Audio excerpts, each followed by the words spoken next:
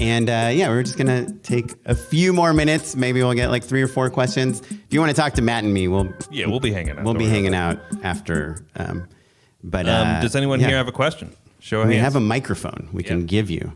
How is it different for your guys' perspective on doing animation and live action? It's interesting. It was the first, like we mentioned, Leo was the first animated project I did, and to listen to auditions versus watching, it's just different things come to life, and you start to picture the character and you picture the final thing, and it's I don't know. It's just it feels like a different skill set, even though it's quite the same. In that you're looking for something interesting. You're looking for something that's set apart. From a director's point of view or filmmaker's point of view, what would you say to filmmakers who are getting into animation or just looking for audio performances? What would you say to them? I would say just listen up. Listen. There's certain qualities in voices that it's hard because when I was told I had to use a microphone for this, it was uncomfortable. But because I don't love necessarily the tone of my voice, because sometimes I feel like I sound like the nanny. Respect to the Dresh, but it's just kind of going back to what everybody was saying about knowing what it is you're looking for, knowing what it is you want, and also being open to something surprising you, which is very similar to live action. Cool. Thank you. Well, thanks. Hi, y'all. Thanks for coming out. I hope it's a real question. I feel like myself included, and a lot of actors without representation, I feel like find themselves at a crossroads of whether to sign with a smaller agency or to continue working unrepresented in hopes that they can get signed by a bigger agency. So I guess my question is, from a casting director perspective, do you have any insight for actors, or what sort of circumstances you might recommend keep working unrepresented or sign with a smaller agency and move forwards from there? If somebody is passionate about representing you and you like them and feel like they're a proper representation, then it doesn't matter if they're a small rep or a big rep. It's always better to have a rep, I think, in this day and age. I was telling these guys I got 5,502 submissions for one recurring guest star role in a series, and I'm not opening that up to unrepresented actors because I don't have to, because I've got 5,500, and I will go through all that 5,500 submissions because you never know who that person's going to be, and that's how I'm learning new people, is by having new people that I don't know self-tape. So having a rep, I would think, is more advantageous than not. Yeah, and it's about finding the right fit for you. When you interview with representation, you are interviewing them just as much as they are interviewing you.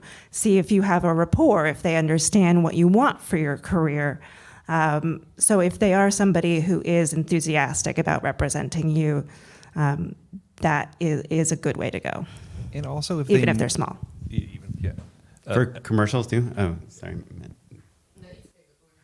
I was going to say also, like, making sure that they're the right fit in terms of where you are in your career, right? Because those big fancy agencies that we've all heard of, they don't always know what to do with a young talent who maybe doesn't have the credits that they're used to, right? So, like, we all know actors who've signed with people who they're so excited, oh, this is the big company that I'm working with now, and it's not a good fit because, they're just not as far along as they're in their career as they were hoping, basically. Yeah, Mary with the... Yeah, for commercials, I mean, similar to what she said, is like, as long as you feel like there is a rapport between you and you feel like they support you and understand you as an actor, that's the most important thing. I look at everyone. I mean, I trust, of course, some agents more than others that I know better, but that doesn't necessarily mean they're at the biggest agencies. They could be boutique as well. So, I think just obviously getting a good sense of who else they rep and all of that is important too. I'd say, just from my point of view, there's no advantage in being unrepresented. You can always switch reps, but That's the thing. It doesn't, just because you have a small rep now doesn't mean you will 20 years from now. Or maybe you will and you'll be famous and you'll bring them up to a big famous agency. You know, it's just finding a good relationship with somebody that you feel is a good they're a representative of you, right? All right, thank you so much, y'all. Thank you. And just a heads up, we have like 10 minutes left for the Q&A. So if we don't get through all the questions, I apologize, but we can chat after. Hello, I'm pretty new to the entertainment industry, and I'm trying to like figure out where I kind of fit in. And so I've always been interested in casting directors. And so, like, what advice would you give to someone that's looking to become one? To become a casting director? Yeah. Oh, is that's a good question. I interned when I was first interested in casting. I interviewed with the casting office in New York, and they were like, yeah, you could work here for free. And I'm like, all right, I want to learn. So I did, even though now that's illegal. We have interns, but they get college credit. So I would say start looking at, Casting Society has job listings for assistants. What about being a reader? We don't do a lot of in-person stuff anymore. Right. So we used to have volunteers come and read with the actors or run camera, which we just don't do that as much anymore. Yeah, I know so many people that got in from being readers and then just realizing they kind of loved I think that's John Krasinski's story. I think he was a reader for a casting office in New York. Oh, right. I had 4 unpaid casting internships before I ever got paid on a project. So it can take a while. Just be persistent. I also papered UCLA, where I had gone for graduate school, saying, free casting director for your student films. We'll work for credit. And I did. I worked for free on about 5 student films to get experience. Nowadays, they also have through the CSA a training program, which they didn't have when I was coming up. That wasn't available. And they go through all of the different technologies that you will definitely need to use if you are a casting assistant, and that offices will expect you to know already. How does one learn about that training program? Go to the CSA website. I think it's just castingsociety.com. Cool. All right, great, thank you. Well, this is really cool. I appreciate you guys. And I took Nat before in commercial acting class, and it was amazing. So I'm starting my own podcast in the next couple of weeks. I'm a comedian, and what were you thinking as far as the blueprint for when you decided to do a podcast? What were the layers that you were kind of thinking of to kind of make it work? Because you guys obviously do well. Yeah, I mean, our secret was, we'll keep it quick. We didn't know each other super well. Our wives met on a commercial that we were doing. We all went to dinner, and Warren was like, there should be a script notes for directing. And I was like, yeah, I was thinking about that too.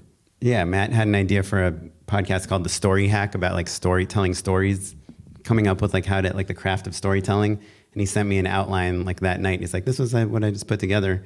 And I was like, I'm not interested in this, but I do think there's something cool about... And the dynamic was born. Yeah. About just talking about directing and all the craft stuff, casting and actors and shot lists and wardrobe and everything. And he's like, okay. And then I sent him I think a link to buy a microphone.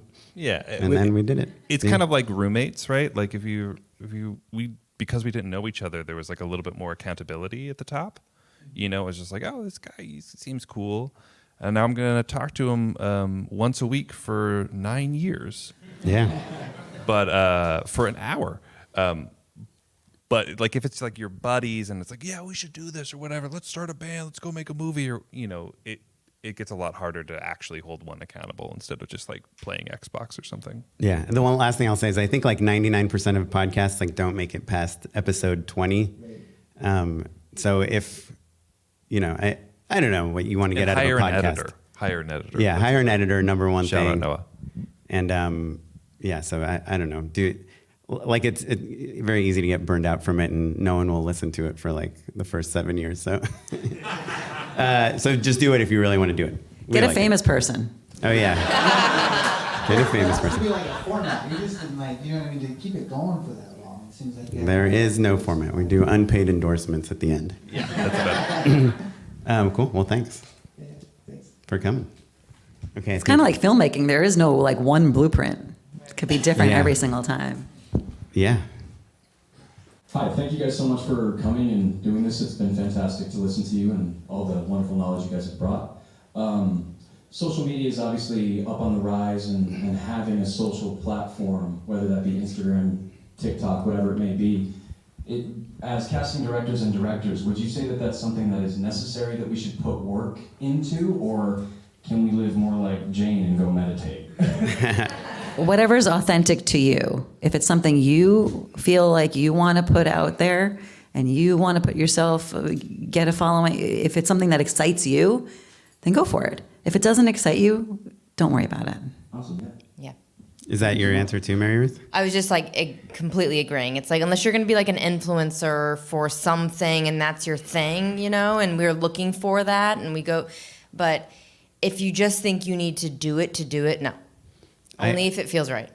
I will say, like, as a director, I do Google, like, I don't know, Matt, if you do this, but if I see like 100%. 30 actors and I want to narrow it down to like 6 to call back, like I might be like, oh, this person seems kind of interesting, and I will like see if they're on Instagram, and I'll just like, they don't need to have a lot of followers. If they have 1 million followers, I'll be like, oh, maybe we should call them back just for that thing, because it maybe will I open do up look at access. it. Yeah, I do. I mean, a lot actually. So I do think in general, like if you have a public profile, that it's representing you however you want to be represented is important. And but ideally, I don't there's think, pictures of your face on it, because I mean, I don't know how many times I've reached out to you, Mary Ruth, and been like, do these people have more photos, or like we there's something about them that's interesting, but we want to see a little more. Do they have like an Instagram How do they page, or what's photograph? their social media? And Yeah. be very careful with how you curate your image online.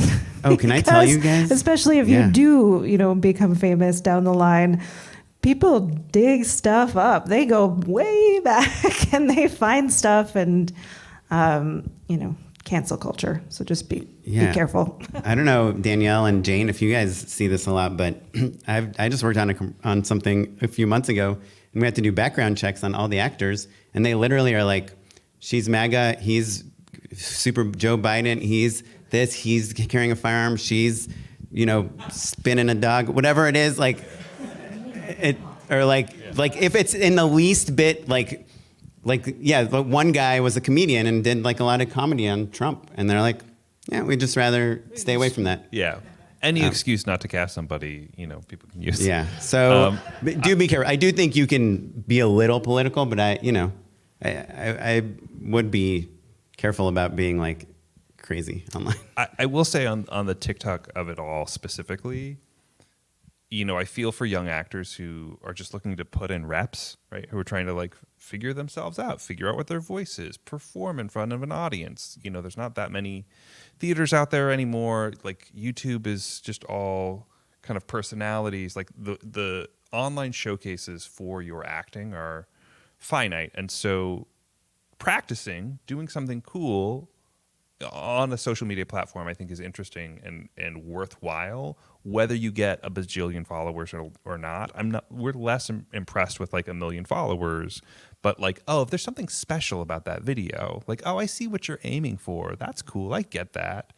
That can be helpful for sure. And at least you're figuring that out a little bit more without needing to rely on a theater or a film or someone to cast you. And I will say there was one time I can recall that the director and the writer and the producers were really split on 2 different candidates. It was, 50-50 right down the line. And they were at this stalemate.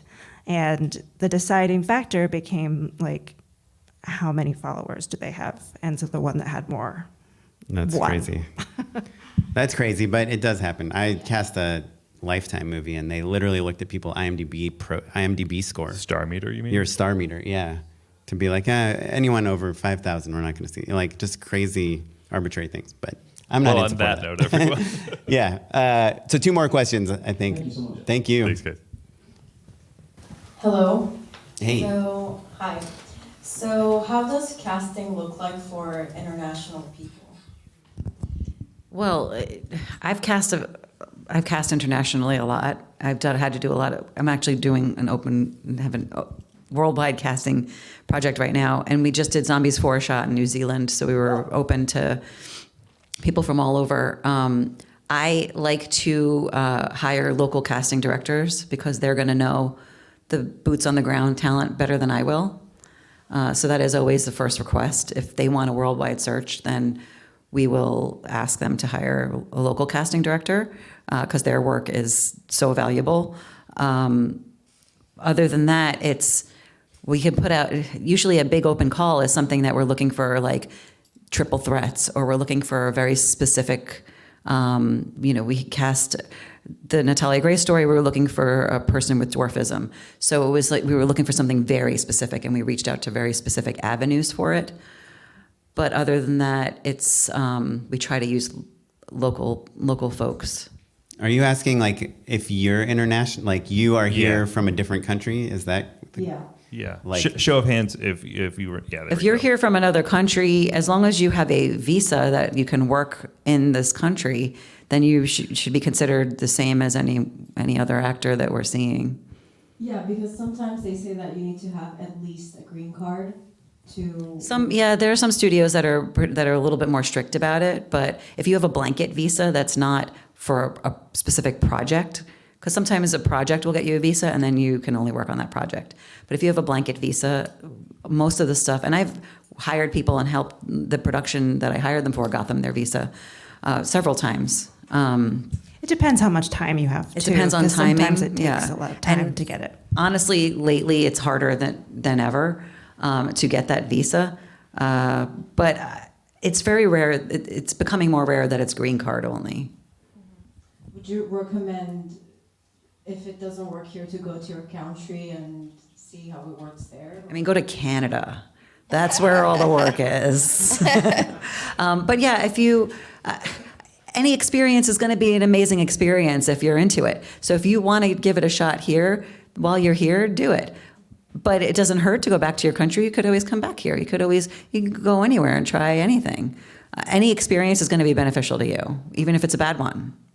Yeah, we honestly. talk about that from a filmmaking perspective, like going back to your hometown and making like commercials and things, and trying to be a bigger fish in a smaller pond could be helpful. But it's all. Hollywood is always the goal. Am I right, Hollywood people? Canada sounds nice. Fine. Yeah, Vancouver is really. They got the wonderful. jobs. Okay, we have time for one more question. Thank you. Is that cool? Thank you. Thank you so much. Hi, I'm Yuri. Hello, everyone. First of all, thank you so much for coming here and giving us such important information about the casting process. So we as actors are supposed to make a portfolio. So my question is like, what qualities and experiences in an actor's portfolio really catch your attention? Authenticity. I know I said it, and I'll say it till I'm blue in the face, but it's whatever is going to make you specifically shine. So I can't tell you, you should be a varsity football player on your reel. You've got to be what's going to make you presented in your best light. And only you know that. I like to see actual reels and not just a whole lot of little clips. I prefer you to have selected the ones that, like Danielle was saying, the ones that you feel show you off to your best advantage.